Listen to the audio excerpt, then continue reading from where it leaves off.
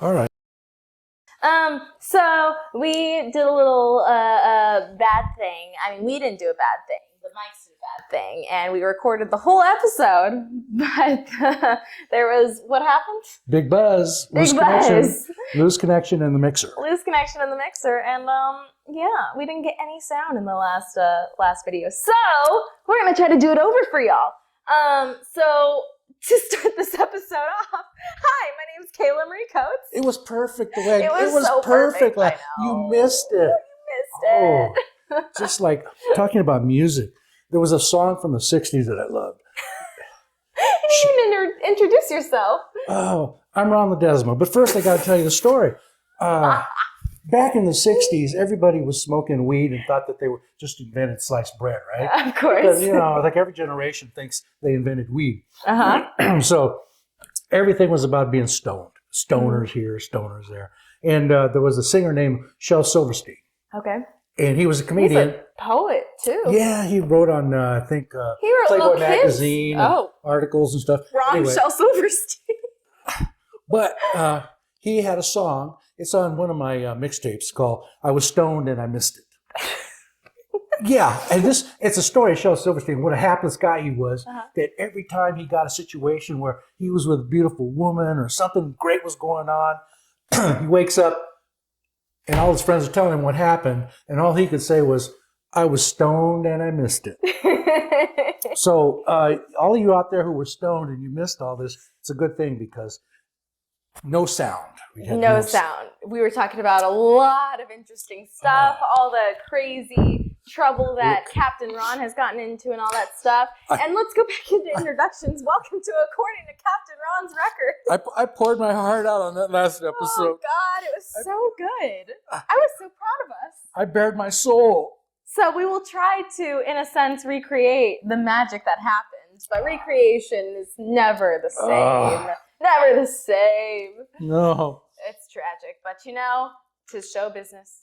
I know. So we're going to start off this episode like we're going to last time Kayla mentioned a pun and I missed it. This time I'm going to get that pun. Yeah, if I can make it again. Look what I have here. So we're going to start off every episode picking out a record. This is the one that Captain Ron has chosen for this week. Yeah, this has got several significance to it. One is it's about Los Angeles, California. So I'm going to talk to you a little bit about what was going on in Los Angeles in the late 60s, early 70s. Jackson Browne was a big part of it. Also, this cover, a lot of you young folks, most of you out there probably younger, I don't think old folks watch this kind of stuff anymore. Anyway, this album cover is actually a picture of a desert water bag. Now what's that, Captain Ron? As if you didn't find out in the previous episode.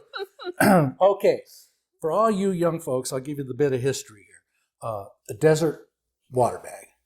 Back in the 40s and 50s, people drove around in cars, and when our family went up to the desert, like Mojave, to visit family in Ridgecrest, to live in the high country, right? Well, it gets to 110, 120 degrees in the desert. You go to Palm Springs, you know how hot it is. Oh, so hot. Okay, so the good thing about the desert on the high heat is it's low humidity. Okay, low humidity. Now, if you remember your high school chemistry, you'll know that when water evaporates, it cools. The steam goes off the water and takes the heat, and the water that's left behind cools, the air cools. Okay, so back in those days, you didn't have air conditioning in your car. You could barely afford a car, for God's sake. And most likely didn't have an automatic transmission. You had to know how to use a clutch. Mm-hmm. Okay, so I still don't know how to use a clutch. Now, when people traveled in the desert, they had to have water. Mm-hmm. Only problem was the water was so hot, you didn't want to drink it. Yeah. Nasty, huh? Hot water? Nasty. Yeah. We'll get into that word in a little bit. Nasty's coming up. You just hold tight. So you're in the desert, and you want water. You want cold water. Well, this is what the bag was for. These little holes right here were for the string went through, and you hung your bag on the front of your car like the radiator. You hung it in front of your radiator. And what would it do? The air would hit it. You would fill your bag up at the gas station with the water hose. Okay. Then you'd wet the bag, right? You'd soak it in a hot tub or whatever. You just soak it. Hot tub. Well, it's got to be water involved. Okay. So you soak the bag. Now, the bag is soaked. You get out of your car and you drive along, and the wind hits your bag and the water evaporates. And what happens when the water evaporates? It cools what's left. So so it definitely leaves, obviously, water in the canister. It doesn't evaporate any of the water that's inside? No. Just the stuff on the outside. Okay. So this is made of canvas, this bag. It's got a waterproof inside, but the outside is cloth. I see. So when you wet it, the cloth holds the water. And when the water evaporates from the cloth, it cools what's inside. That's evaporative cooling. And you'll see it in the desert. They have big coolers on the roof with water going to them. And in fact, a lot of big buildings in downtown Los Angeles, wherever you go, they'll have big evaporators with their big fans that blow. So they'll use evaporative cooling when the humidity is low. Oh, I'm trying to think if I've passed any of those. So, evaporative cooling, desert water bag, 40s and 50s. This is a relic of that era. And I spent a lot of time with a water bag going in hot places. I remember. Okay, so Jackson Browne used the water bag on this album cover, which I really felt was interesting. The other thing about this time frame was that in Los Angeles, a lot of artists were getting together and formed the basis of sort of a musical revolution that was going on. Right. Jackson Browne was a part of that. Linda Ronstadt. And the Stone Ponies and some of the band members became the Eagles. And then, of course, we had, who else? The Jefferson Airplane. Of course, they were up north, but down in L.A., we had, who was the other group there? Crosby, Stills, Nash, and Young. Oh, I love them. Before that, it was Buffalo Springfield. But so many of the artists from that era were friends of Jackson Browne, and Jackson Browne wrote music that was sung by other artists like the Eagles. Take It Easy. Really? Yeah. So that was a Jackson Browne song. So these guys all hung out together. They played in each other's bands. They shared music. They wrote music together. They co-authored stuff. And they visited each other in their houses up in Hollywood. They lived in Hotel California. Does that ring a bell? Oh, of course. Yeah, Hotel California. Anyway, back in those days, that's what was going on when that album was released. It was like a rebirth of a genre of music. What year was that again? 72 was this album, 1972. So late 60s, early 70s. It was just before what came in John Travolta. Disco. Yeah, disco came in the 70s. But this was going on in the late 60s. So Joni Mitchell, people like that were getting together, making music in LA.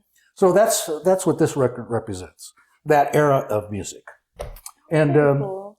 That was about the time 8-tracks were popular and cassette tapes were just coming into vogue. Yeah, so that was this era of music. That was a lot of crazy stuff back then because there was a major world event that we were all tied up in, the Vietnam War. Yes. Yes. So there were a lot of protest songs. In the 50s and 40s, they sang a lot of songs about a swoon in June and the moon and I'll love you forever. And all of these songs were all ballads. Yeah. You know, they were singing ballads to each other. And back in this era, people started singing about what the hell was going on in life. The Buffalo Springfield, something happening here. What it is ain't exactly clear. There's a man with a gun over there. Yeah. So lyrics started changing from swoon in June to look over there, the guy with a gun, you know, for dead in Ohio. Yeah. So there was a lot of things going on. Social unrest was really big during the Vietnam War. And a lot of these artists were singing the songs that we all listened to during that period of time. And at the same time, what else was going on? Hippies. Love children. Yeah. Oh my God. Don't want to talk about that. My people. Communes. All of a sudden, everybody wanted to go to San Francisco and live in a commune. You know, they really want to be a hippie. Right. So I'm a modern day hippie. Yeah. You are. It's true. You dress like one. You are. I mean, today I'm just a colorful explosion. But normally I've got my like bell bottoms and flare arms, all the jazz, all the crocheted vests. You have it. I've got the pictures to prove it. Oh, yes. Yes, you Call do. me. Do you have any clothes Call me. left? Hey, for a limited time only, I'm having a sale on Kayla paraphernalia. You want pictures of Kayla in compromising positions? You just get in touch with me. You know, have your checkbook handy. You really don't have to. You really don't got let's it. move. Anyway, so a little bit of the introduction of what, according to Captain Ron's record, is this is the unedited, unfiltered, pure and real perspective from Ron Ledesma, or should I say Captain Ron Ledesma? Captain Ron. Captain Ron. Captain Ron That works. is the more proper name. Yeah, that's my persona. Yeah, his DJ name. Yeah. Yes. During my life, I don't know, I think I probably told you this before one time. I've had many personas. And the reason is because I'm an introvert. Mm-hmm. So in order to be able to sit in front of this camera and talk to you and behave like I'm a real person, I have to get out of my introvert. Oh. The only way I can do that is to get into one of my personas. Now, for about 5 years in Missouri, I lived with the Amish. Mm-hmm. And during that 5 years, one of the things that I did was I was a tour guide for people from Kansas City who would drive up to Amish country and wanted to see the Amish in their way of life.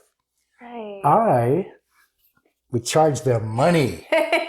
Yeah. Capitalism. Yes. I was a tour guide, Ron. I wasn't Captain Ron, but I was a tour guide. Mm-hmm. And I took people from Kansas City and I toured all around the countryside because Amish don't live in the town. They live in the 5 miles surrounding. Outskirts, yeah. And when people wanted to see the Amish had all their stores and all the stuff that they did was on their farms. They didn't go to this. It was fascinating. So I would take my touring customers, and during the tour, I was tour guide, Ron. Yeah. Now, a tour guide has to keep people entertained as well as just say, look over there, there's a sign. You got, yes.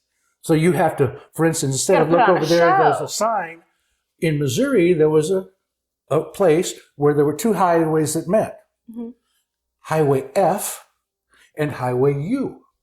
And the sign at that intersection said, F-U.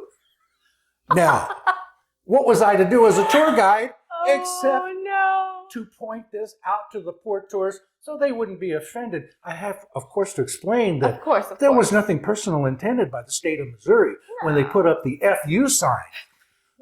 Seriously. I'm sure that they had some inclination of what they were doing, though. Yes.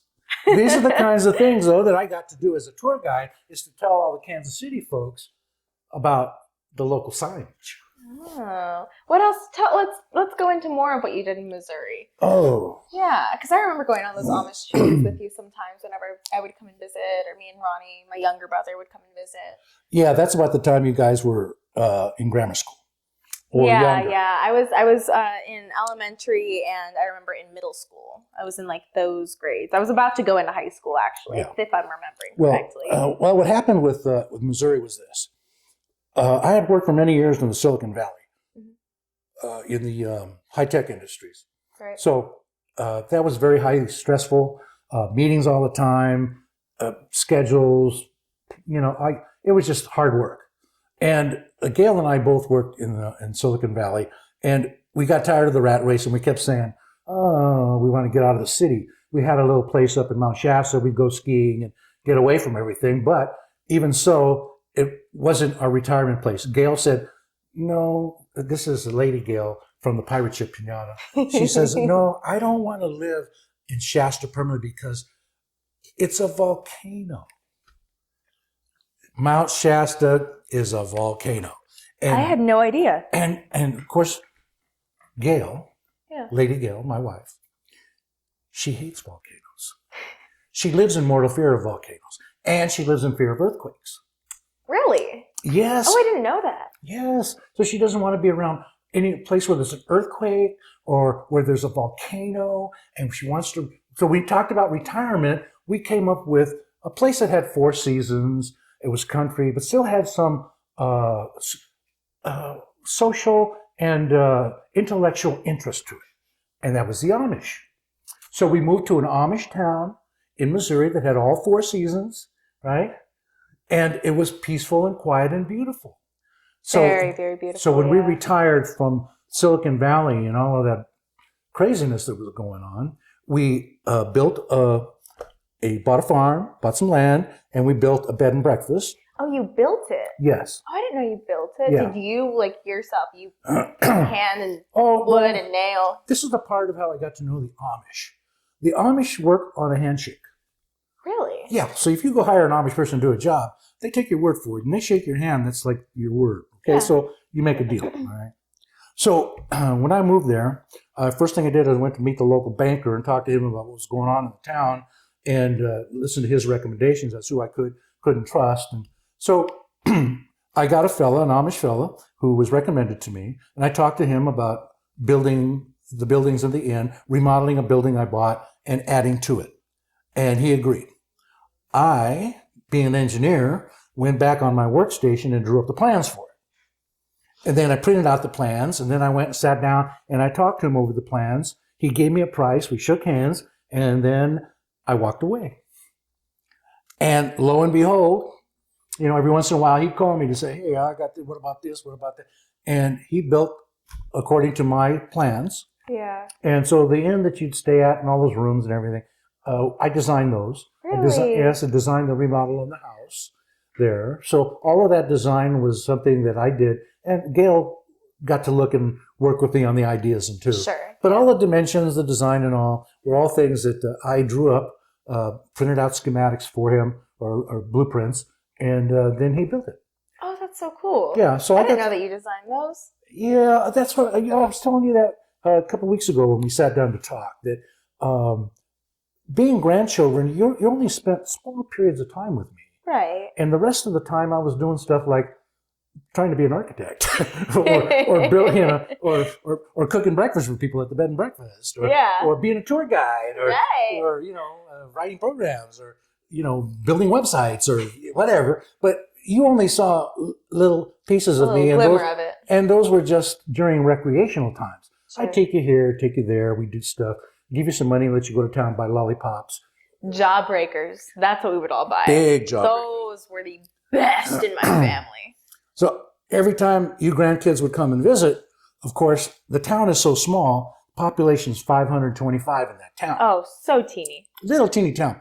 So we lived 3 blocks from right the center of town, and then the 4th block, there was nothing there. We lived on the far end of the town, 3 blocks from the center of town. Right? And they're very short blocks, 2 houses on a block. Yeah. So when I give you kids $1 and say, go spend it, well, of course, the little town was a tourist town. So they had all kinds of, candies and, kind of stuff tourists like to eat. Right. Yeah. So you grandkids, I remember I had bicycles for all of you, and you would take off and go riding bicycles in town and go shop at the little stores. And, of course, your favorite thing that you liked was jawbreakers. Jawbreakers. Oh, my God. They were this big. I'm a tour guide. Sometimes they were like this big. I'm going to be a tour guide. They were this big. Embellishment. Oh, the key. Really embellished. Yeah, so they'd get these big jawbreakers for kids, and they just had fun with it. And you got to walk around the town, and it was relatively safe. Yeah. A town that small, I didn't worry about you disappearing. Yeah. I mean, everybody knew everybody too, so they would. It's like, oh, where'd the grandkids go? Oh, they're right there. Yeah. It doesn't take very long in a town like that where people know that you're visiting. In fact, the local paper was so small. I'd walk over to the local newspaper, right? Yeah. Before you guys would come, and I'd put an article in the personal section.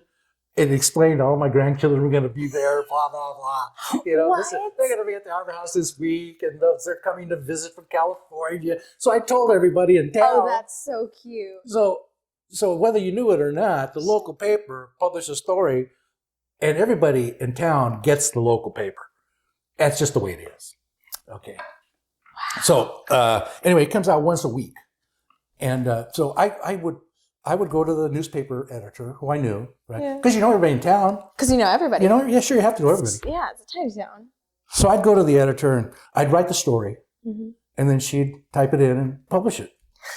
Of course, I looked at the weekly paper, and all the farmers said, oh, so-and-so is going to be here this week. We're going to take a look at purchasing some cows for stock and blah, blah. So everybody wrote stories. Sure. So I Did said, you have well, to pay me too. to put the stories in? No, you don't pay. Oh. No, you don't pay. Oh, that's neat. No, it's just a It's local. just a small little paper. It's a local news. They had a little thing called local, and even one of the local Amish fellow even had his own regular article called Joe Says, and he write up his stories every week. Words to live by from Joe. Like Joe Stutzman, or I forget which Joe it was. But it was fun living in a small town. That was one of the reasons why I moved there when I got where I wanted to retire, because it was a totally different life. Totally different. No stress. Everybody knew you wherever you went.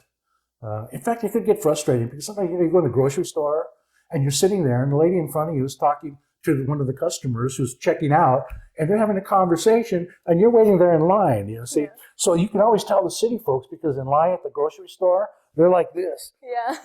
And the lady at the cash register, or the man, whoever's at the cash register, is carrying on a conversation because, of course, you know the people. Yeah. So they ask them about their horse, their kid, their whatever, and you're listening to all this and come on. I'm still from the city. Cook dinner. Yes. So I had to lose my cityness. Sure. Yeah. So I had to calm down. I think there's a song by that young lady right now, Taylor Swift. Calm down. Have you heard that? You should hear it. I'm trying to think of Taylor. Yeah, Calm down.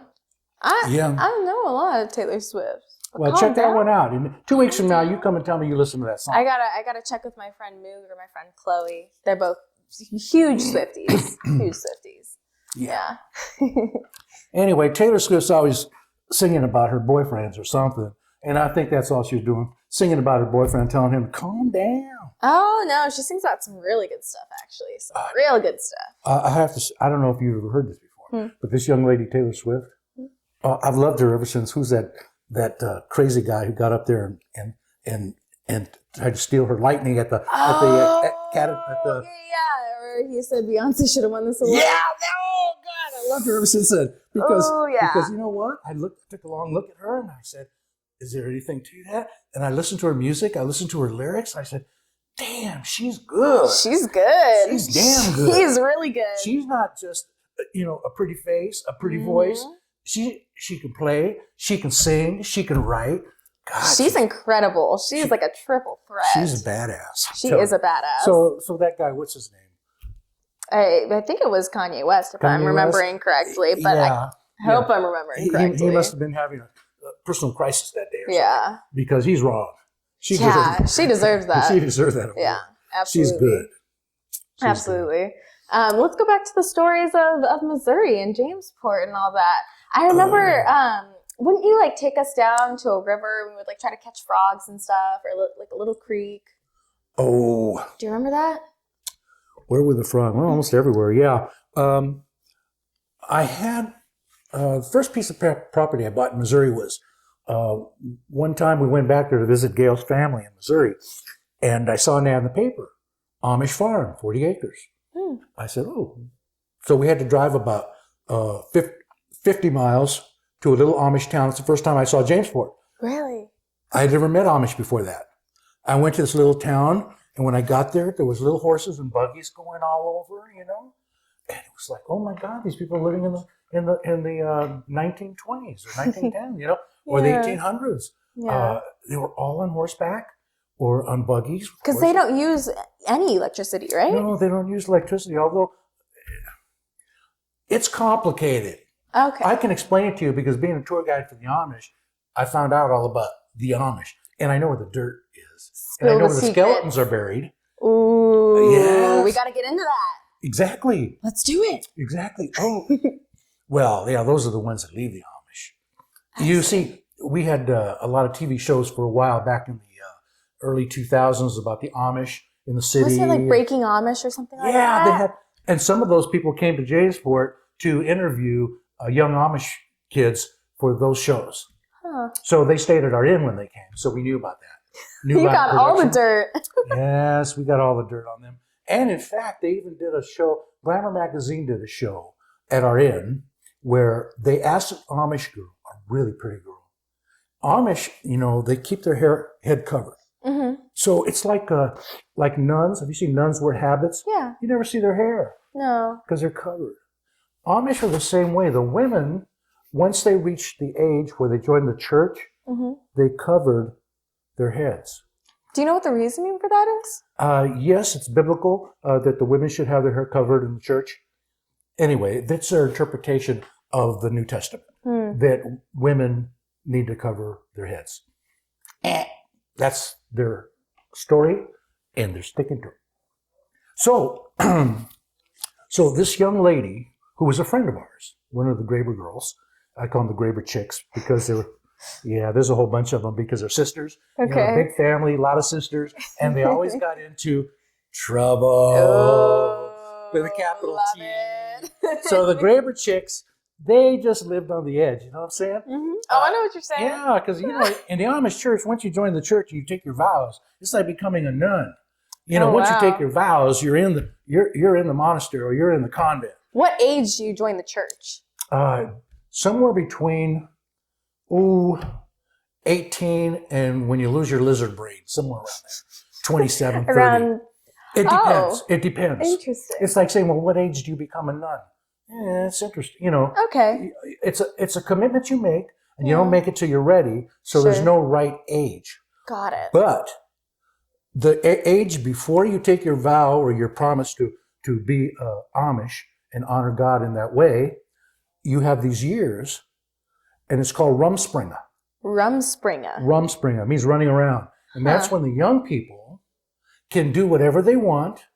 And the old Amish who are in the church, like the nuns and the monks, they look down at the kids and say, if you need to do something, you need to run around and sow your wild oats, you best do it now, because once you sign up with God, you can't do it no more. It's over. It's over. So if you want to go play games, you want to listen to music, you want to do any of that stuff, do it now, because no more. Okay, so of course this young lady, her name is Sarah, Glamour magazine came to the Arbor House, and Sarah volunteered to let them do her a makeover and do her hair. So it's still on YouTube today. You can find it. Yeah. The Arbor House Sarah, Glamour magazine, Amish makeover, hairdo, whatever. You'll probably find it. I'll look for it for you if you want. Okay, yeah. Anyway, so Sarah was there, and the hairdresser, I forget his name, but he sat her down there and he worked on her all day, and he got her hair and he put highlights in it and everything, and it made her she really looked beautiful. Aww. Right. So but she was just an Amish girl who never had her hair done before. So it was fun. Sweet. And she had it colored and everything. It's a good thing she had an understanding mother. Yeah. Very good. Of course, I guess she could cover it up. I suppose so, yeah. So anyway, that was one of the things that happened there at the Arbor House. That was our bed and breakfast, by the way. We call it the Arbor House because there's something about that too. I love trees. And two of the biggest trees in town were on the lot where the Arbor House was located. And so trees, arbor. Yeah, Arbor Makes sense. Yeah, so I call it the Arbor House. How many houses did you have at the Arbor House? There was the main house, which was 2 bedrooms and 2 small sleeping rooms that weren't really bedrooms. They were more like accommodations for large groups. Sure. So there was that, and then there was a second building that had 3 units, and one of the units was a 3-bedroom unit. So families would come there. Okay. And that's where your brothers got in trouble too. Oh, I definitely remember some of this. Well, Why don't you talk about it? Yeah. And then the third building was a combination owner's quarters and kitchen and another 2 rooms. Sure. So the 3-bedroom suite that we had there, I'd let your brothers, you guys sleep there when you came to the inn. And the nice thing about it, it had a nice little stairway that went up to the 3rd bedroom. And then it had a rail. Oh, I vividly remember that. Yes. And then if you looked over the rail just below, in the bedroom below, there was a big bed. Well, must have been Monkey Riley, a little monkey brother of yours. I think it was. Who got Riley up on the top. or Matt, I think. decide, no, it was Riley. I'm sure it was Riley. He's the one. You should warn Mel, by the way. Oh, yeah. I got to tell you, Mel just agreed to marry Riley. Riley's my brother. Yeah, just a few weeks ago. So I don't know that she knows everything about Riley yet. We may disclose some very, very delicate secrets here today. So Mel, if you're watching, tread carefully. Yeah, pay attention. Okay, so Riley was up in the second floor, jumped off the top onto the bed below, and smashed the dock spring and broke the slats out the bottom.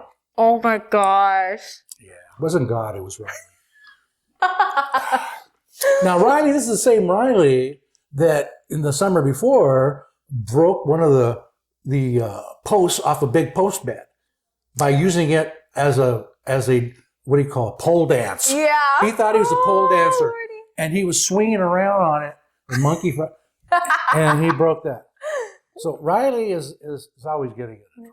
What was his? So why do you call him Monkey Riley, other than the obvious? When kids, when they're little, when they're between the age of 1 and 2, or they cry, and they have like a mother knows the cry of their child. Right. Riley always heard a monkey crying when he cried.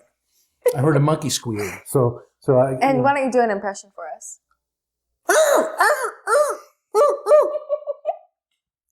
Hey, we That was perfect. I'm not very good.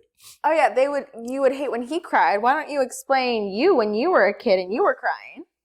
Oh well, I don't like to talk about that, but Oh, you don't? that has to do with. I think I explained to you one day. There's a lot of things in your life you only know because you were told. You never really experienced them in your own mind. Very true. But it's like if enough people tell you, oh, you remember when you did this and this and this, and after a while, you've heard the story so many times that you can repeat it. So you can say, yeah, and then I did this and this. You don't know if you did it or not, but you've been told so many times that, by God, it's the truth. All right. It's a cough drop, by the way. It's not a gummy. So I'm not going to get stoned in your presence. Just not in your presence. Okay. There's a patch. So, where was I? So you're talking about how you can recall, well, not recall, but you tell a story over and over again, even if you don't remember it. That was the one about me as a baby. Since I couldn't remember, but I had many, many aunts. And my aunts on my father's side, most of them were spinsters. Like there was at least 3 spinsters. And they never got married.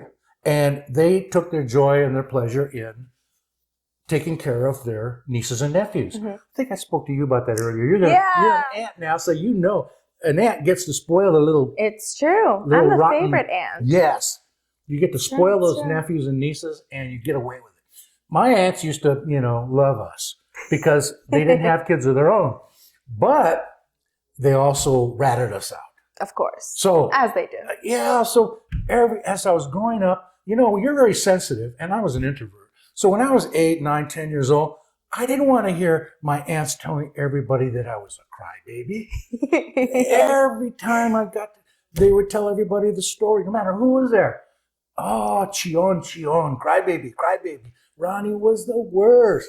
I was always the worst crybaby. No one could stop me from crying. Nobody could stop me from crying. Then my aunt said, well, one day, they looked at me and said, what's wrong? What do you want? And I'd barely gotten old enough so I could say it. Chorizo. And my aunt said, oh my God, he wants chorizo. Chorizo. And so my aunts went out, good aunts that they were, and they bought chorizo. And they came back and they fed me and I shut up. So ever since then, they told everybody, oh, yeah, he cried. We figured it out. Chorizo. So I got the reputation of being a crybaby, and I also got the reputation for loving chorizo when I was a little baby. So there's a whole story about chorizo in my life, because since I liked it so much, it's followed me my whole life. And so I've got several adventures just about chorizo. Seriously, though. Okay, tell it. Well, I used to eat one brand of chorizo because that's what my mother gave me. It was called Carmelitas. Okay, so I ate that, all my life since I was a little kid, all the way up and probably till I was, at least 50 years old. And then I was in Missouri. When I moved to Missouri, I couldn't get it anymore. I lived in California, and they sold it in California because there's a lot of Mexicans in California. Mm-hmm. But you go to the middle of Missouri in Amish country, not too many Mexicans, no. Well, and also it's such a small town, you only get like exclusive products. Population of 525. Yeah. So I couldn't find Carmelita's chorizo. Hell, I couldn't find any chorizo, I don't think. So I called the California, I called the factory. I called Carmelita's factory, and I talked to the owner. You really wanted your chorizo. I really want my chorizo, man. And he said, I bet you'd like it, blah, blah, blah. And we talked, and he sent me a case. I sent him money, and he sent me a case, and all was well. And so I could get chorizo wherever I was now. So I got it in Missouri when I needed it, and I put it in the freezer, and I'd use it up. So I still got my Carmelita's chorizo. Then I moved back to California, about 7, 8 years ago. And I started looking for Carmelitas here because I had trouble finding it then. I said, well, what happened? Well, as it turned out, I had to call the factory back. And the guy at the factory, the same guy, right, owner, he said, oh, yeah, we shut down. We can't make it anymore because the recipe, our family recipe, it used parts of the pig that the state said we can't use anymore. Like what? Well, they use... in poor countries where they make sausage, the reason people say sausage making isn't pretty is because they use the parts of the animal that you wouldn't normally eat, like the cheeks, the lips, the nose, snout, and they grind it up and it becomes a part of the meat of the sausage. They use things like bladders or spleen, the organs that they use of the animal, and they grind them up and they use them to make the sausage. So Carmelitas had some pork ingredients that the state of California said, I don't think so. That might be hazardous to your customers if you put that in there. Not that it would kill anybody, but it's not approved for use in those kinds of products in California anymore. They pass laws. Sure, kind of like mad cow disease, huh? Yeah, like mad cow disease in England. That's another whole story, but that it's similar to that.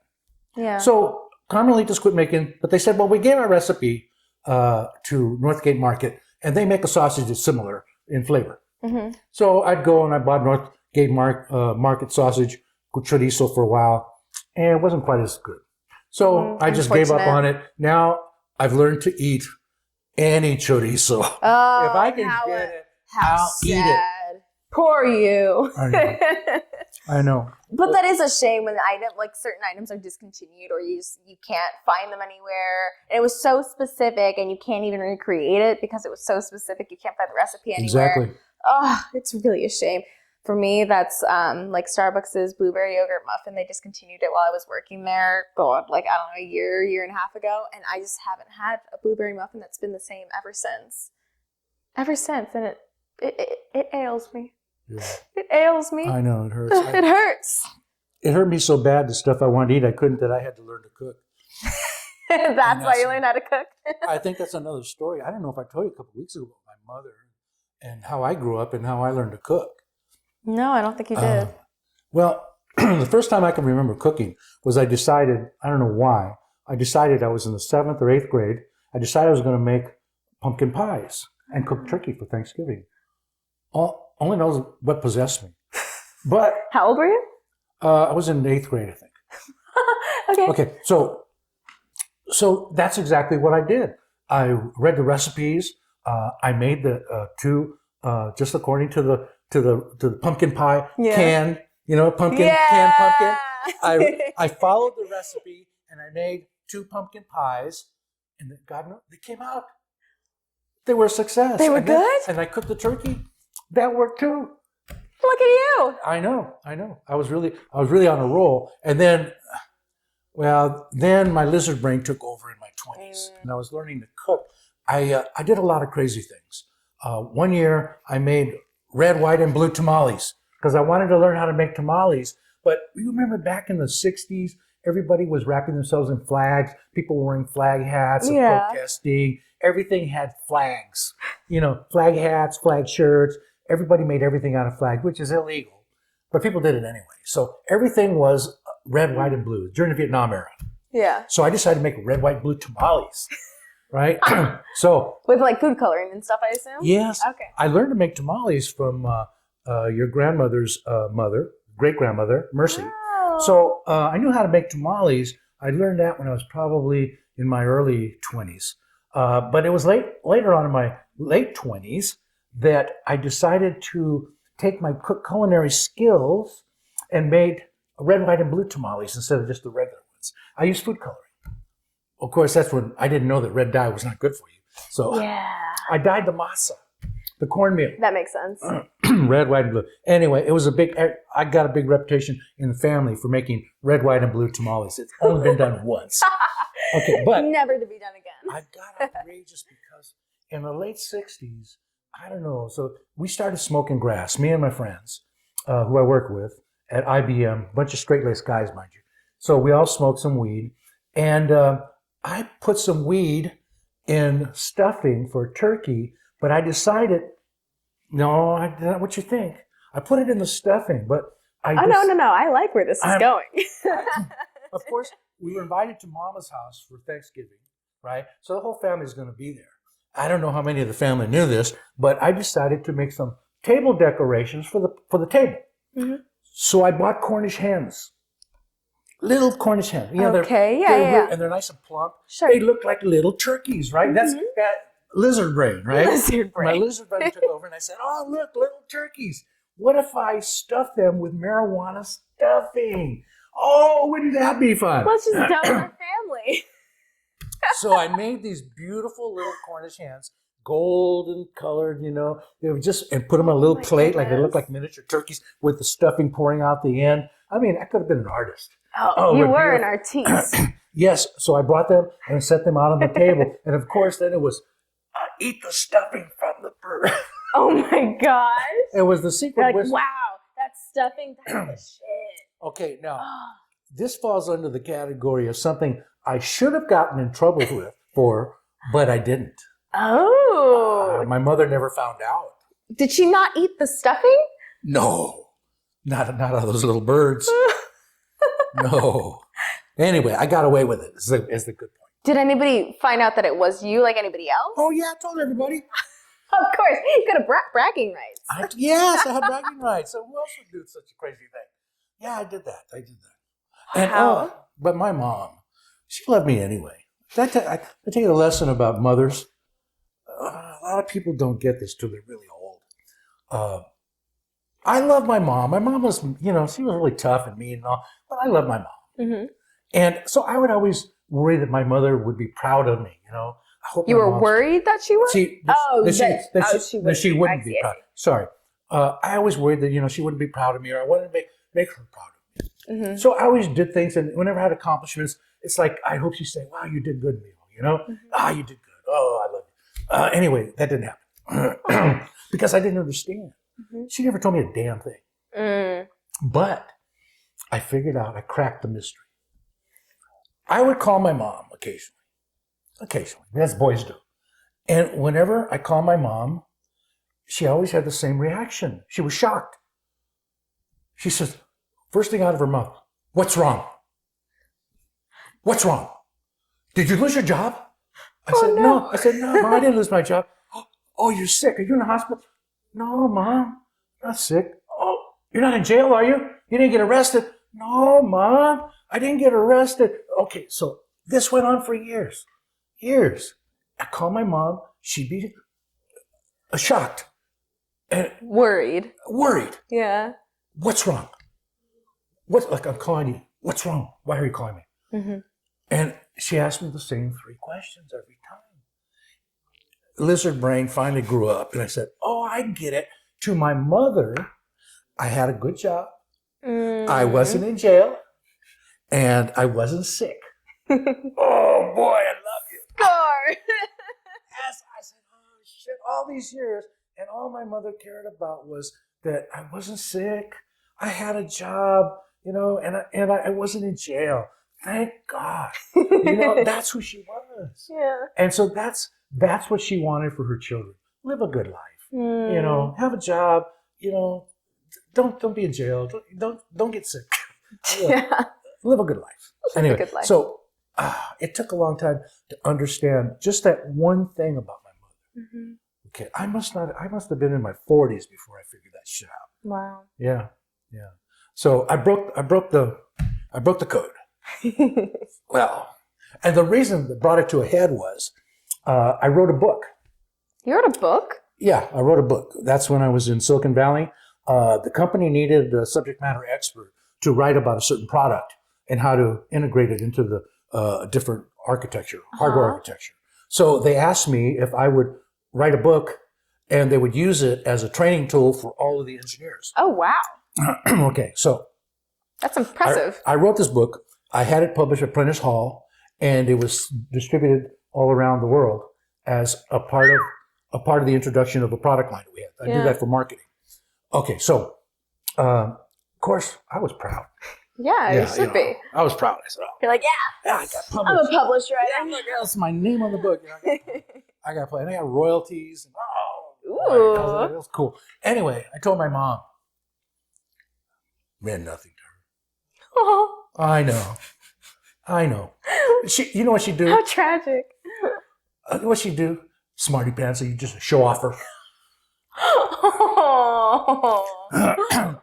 So it wasn't okay to toot your own horn, see. So when I tried to tell my mom, I was really happy that I hope she was proud of me because I got published. She had no part of it. No, she didn't care. She's like, okay, tell me something else impressive. No, in fact, your dad, your father, he was an integral part of that book. Oh, really? He was my copy editor. Wow. Your dad copy edited that book. He's a damn good copy editor. I'll tell you, he's a lawyer. But Well, yeah, he's an attorney. He's a litigator. Yeah. So he copy edited that book, and I wrote it up, thanked him in the preface. Oh, But yeah, your dad played a role in that. that's so sweet. See, now you know. The more you know. Now you know. See, there's things about me you don't know. Oh, there are plenty things that I don't know. Yeah, this is, and things that I hope to uncover. yeah. I think we talked about that a few times. Yeah. All of the grandkids get to see a little bit of who I am, but just a little bit. Mm-hmm. I'm 76 years old. You're barely what? I was alive. 22. I was 50 years old before you were even born. Yeah. And you can imagine all the trouble I got into before you. Well, Ronnie, no, Mickey was the 50th born child, or not 50th born, but he was born on your 50th birthday. Oh, that's the only time I ever got pissed off at your mother. Damn. Oh. Tell the story of that. Your mother, Ronette, she was just the apple of my eye, my angel child. God, I loved her. She could do no wrong. On my 50th birthday, she gave birth to a boy. For those I was so excited. Guess who she's going to name that little boy after on my 50th birthday? Your father. So instead of Mickey being Ronald, Mickey is Michael for your dad. I swear I didn't talk to your mother for months after that. Wow, you were that salty. That's the tale I'm telling today. But that's the one. It's like the chorizo story. Yeah. It's the one I tell about your mother to everybody because Of course. because she blew it. Oh, it's iconic. It's an iconic story. She blew it big time. Yeah. Her golden opportunity, 50 years, right? After all these boys, by the way, that was the brother that was right before me, and there were 4 more boys before that. Yeah. Yeah. And none of them were named after him. It wasn't until my younger brother came. So, Ronette, if you're out there and you're listening, I still haven't forgiven you for that one. Just like you haven't forgiven me for planting you in the snow. We'll have to get into that another episode. We talked about it in the episode that ended up going wrong. Yeah, but we'll uncover all those stories another time.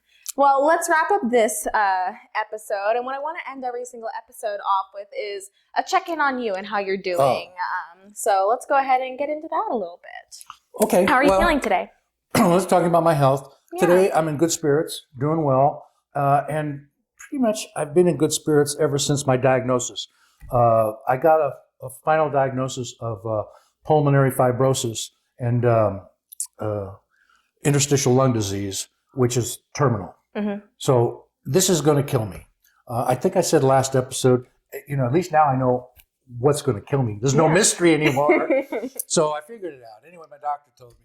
So it's just a matter now of planning my end of life so that I have some quality of life left and that I care for myself and my comfort and suffering. And that's my main issue right now. Right now, my lung capacity is probably about 50%. A year ago, it was about 75. So it's dropping. I can still get around, breathe without oxygen most of the time. Of course, I can breathe without oxygen. I just don't get enough. Yeah. And as long as I'm sitting in a position like this where I'm at rest, I can talk and do pretty well, and my blood oxygen stays up. As soon as I do any moving, use muscles, my blood oxygen will drop. So I have oxygen in the house now on a regular basis. Anytime I get up and do anything, I'm taking oxygen. So that's the stage I'm at right now. As I progress, things are going to change. I'll probably be doing one of these interviews with you sometime with oxygen running as I'm talking. Yeah. That'll happen eventually, and we'll be able to document and chronicle it all and see how it kind of progresses. And for anybody watching out there who might be dealing with this with a loved one or a friend or something, you'll be able to see a little bit of, kind of that stuff. I'll tell you what's important for the people out there who have something similar or the same thing that I have. I looked around to try to find out what my life was going to be like now. And there's no real good information. It's not like you go on YouTube and somebody like myself is up there saying, okay, well, first thing's going to happen to you is blah, blah, blah. At least now, if I get to do this enough and follow my progress, someone else who has a similar disease can at least see what's in store for them and understand what the changes are going to go through. Yeah. Like, when are you going to need oxygen? How do you get around now? So I'll be talking about those kinds of things. Right now I'm still mobile. I can still go out to the mailbox. Yeah. I got to come back and get oxygen, but I can still do those things. And I'm following how fast my oxygen drops. And it keeps dropping faster. So that's how I'm measuring my progress. I've decided and told my doctor already that I'm not going to take any extraordinary measures and any kind of medicine that is going to diminish my quality of life and trade that for a few more months of life. Because if I'm not happy, if I'm miserable, I'm throwing up, I got nausea, who the hell wants to live 2 months nauseous? Yeah. I'm not interested in that. So that. there is treatment, but there's no cure. Sure. And there's no treatment that will make you feel better. That's a key factor. There's medication to try to draw it out, but it doesn't make you feel good. It's bad stuff. You suffer through it. Yeah. So I'm not going to do that. And so I'm just going to only look for two things, really. One is look into getting some kind of pills for anxiety. As it's harder to breathe, I'm going to be suffering some anxiety and maybe depression. Yeah. And so I'm going to have to see about getting some meds for depression or anxiety with my doc, see how that works out. Yeah. And you have your next appointment on February 2nd. Yeah. Yeah, February 2nd. This is what, January Well, this is 22nd? the 26th. This is the 26th? Yeah, we're on the 26th. Although this episode will be coming out on Sunday, the 30th. 30th. Yeah. But yeah, and you have coughing fits and stuff like that sometimes. Yeah, because I've got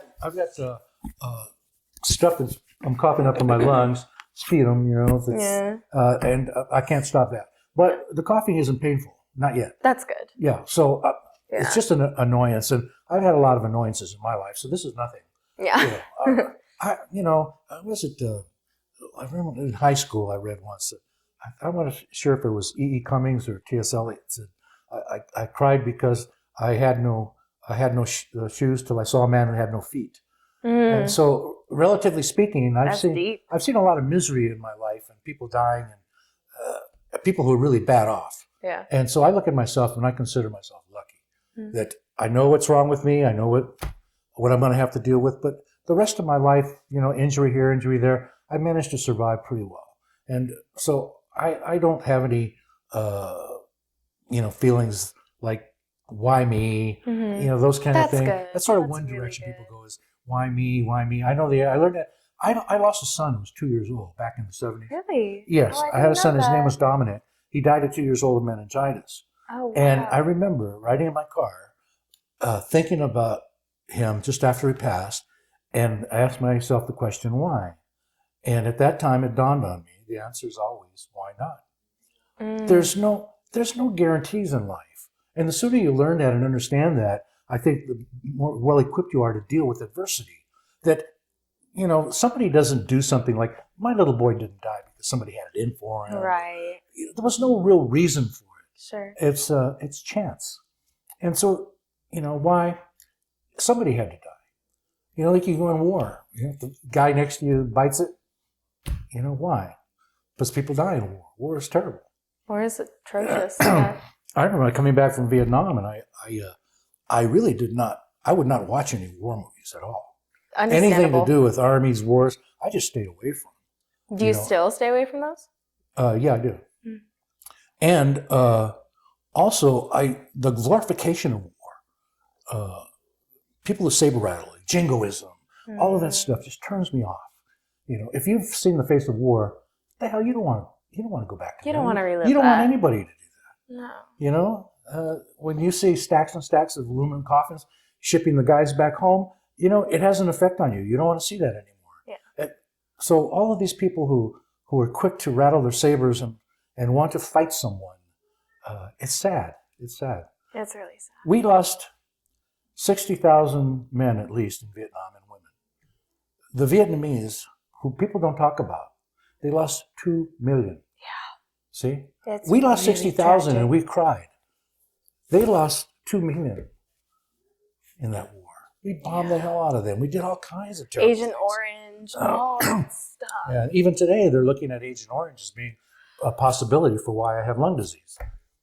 Because I was there. Yeah. So that's an issue, and I haven't got it resolved yet. But that's another issue to consider. Yeah. I don't have any bad That's very feelings true. about it. Because I'm one of those people that serve my country. I volunteered.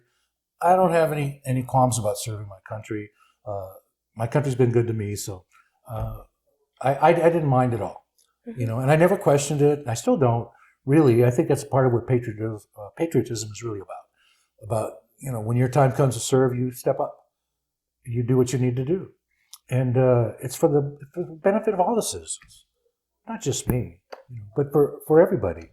And then I get up on a soapbox, and then I feel bad because today we're suffering from a pandemic, and I'm feeling bad because people won't even sacrifice a jab in the arm to get a vaccine when so many soldiers are willing to give their lives for their fellow man. You want to get a shot to help the entire country, the entire world. Yeah, people behave as if they're sacrificing their freedom. Well, anyway, I don't want to talk about that. It's sad. It's very sad. Yeah. That we have lost our sense of community. Yeah. That we care about ourselves, but do we really care about the guy next door? And that's what's honestly so important. Some people don't. I found out. So yeah. That's life. We'll talk more about it next time. We will indeed. On that very high note.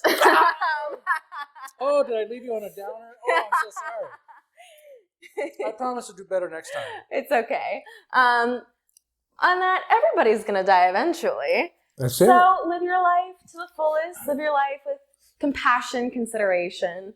And we'll see you not next week. I know I said next week last episode, but I didn't think about what I was saying because we're doing this bi-weekly. So I'll see you in 2 weeks, as will my very incredible grandfather, Captain Ron Ledesma. Well, Captain Ron, why don't you say goodbye to your friends, family, and fans? Oh, to all of you out there who listen to Midnight Radio, I have a copy of one of my latest editions of Midnight Radio. Midnight Radio Roxy. It's on a USB drive, you see. Very easy to put in your automobile. And when you do, it turns your automobile into a streaming device. I know. And you listen to Midnight Radio. And all of a sudden, you're interjected into the pirate ship Pinata. Yes, that's where we broadcast from. Indeed. And you can find more of Captain Ron's Midnight Radio playlists and all that jazz on his Spotify, which is in the description below. Go ahead and like, comment, subscribe, share on social media, all this stuff. And we will see you in 2 weeks. And Midnight Radio is free of charge. Free of charge. I don't charge. You can listen to all my playlists all you want. 10 times. I don't care. To It's your free. heart's content. It's free. Yes. And on that note, my name is Kayla Marie Coates, signing off. And I'm Ron Ledesma, signing off. Captain Ron Ledesma. The captain, yes. The captain. Oh, captain, my captain. Yes. Bye-bye for now, y'all. See ya.